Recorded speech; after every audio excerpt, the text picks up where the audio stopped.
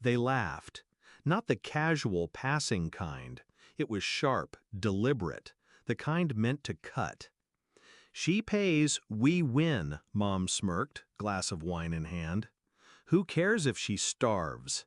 Dad didn't miss a beat. "Useless. Doesn't deserve the house anyway." I stood in the hallway, still in my work uniform, the smell of fryer oil clinging to my skin after my third shift that day. The mortgage I'd been breaking my body to pay was no longer mine. The papers were already signed. They'd transferred the deed to my sister as a gift. My contribution just erased, like I'd never bled for it. I didn't step into the room, didn't give them the satisfaction of seeing my face break. I just walked upstairs. Quiet. Because quiet meant they had no idea what was coming. Back then, I thought family was a promise. I was wrong. When the mortgage first came up, they'd told me, "It's all of ours, we just need help keeping it." I was fresh out of college, saddled with debt, but I said yes. Because they were my parents. Because that house had been the backdrop of my childhood. Birthdays, burnt Thanksgiving turkeys, the dent in the hallway from when my sister and I played tag indoors.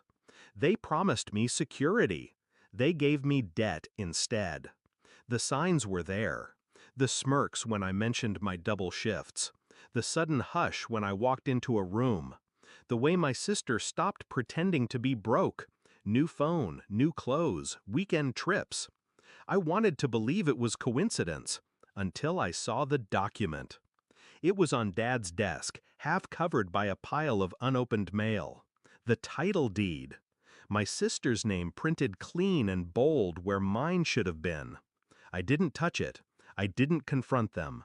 I just took a photo. That night, I didn't cry. I opened my laptop. Revenge wasn't going to be a scene. It was going to be a sequence.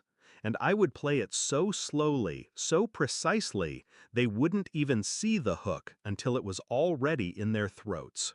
Step 1. The accounts. Over the years, I'd taken over most of the household bills to make it easier for them. That meant I had access.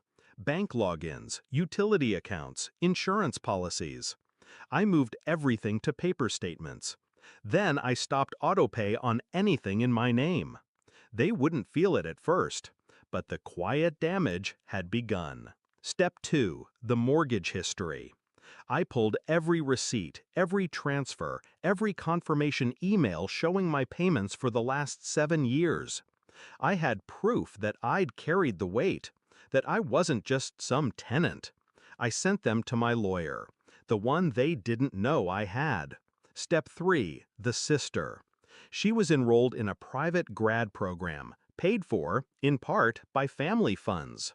Funds that, thanks to my overpayment on the mortgage, technically included my money. I called the bursar's office pretending to be her assistant and confirmed the payment schedule. Then I called the bank and quietly shut down the shared account where those tuition payments came from. Deadline to pay? 3 weeks. I marked my calendar. 3 weeks later, it began. First came the letters, late notices for utilities, insurance, and the car Dad liked to brag about. Then the emails from the school. My sister's enrollment was at risk due to payment failure. Then my lawyer sent the formal letter to my parents, a demand for repayment of my contributions or I'd be filing for fraud and unjust enrichment. The morning it all hit, my phone lit up before sunrise. Mom. Then Dad. Then my sister. I didn't answer. At 8:40 a.m., the school sent the final withdrawal notice to my sister. I knew, because she'd forwarded it to me with a single text, "What did you do?" I waited until that night to call. She picked up on the first ring, voice shaking with rage. "You're ruining everything!" she spat. "No," I said. "Calm. I'm collecting." "You can't just—" "I paid for that house," I cut in. 7 years of my life. You think you can take it without consequence? Think again. She went quiet. I could almost hear her realizing The tuition, the utilities, the insurance, all of it had been a lifeline I'd just cut. By the next week, my parents were scrambling, selling off furniture, borrowing from relatives, anything to plug the holes. But every time they tried, they found another leak, because I'd made sure of it. They'd signed for that house without reading the fine print, the lien I'd placed months earlier when I updated the mortgage paperwork, which meant they couldn't sell, refinance, or even legally gift it without clearing my claim first. They'd trapped themselves. The confrontation came 2 months later. I was sitting in the diner where I now worked one job. My other two were no longer necessary. They slid into my booth, faces pale and tight. "You're tearing this family apart," Mom said.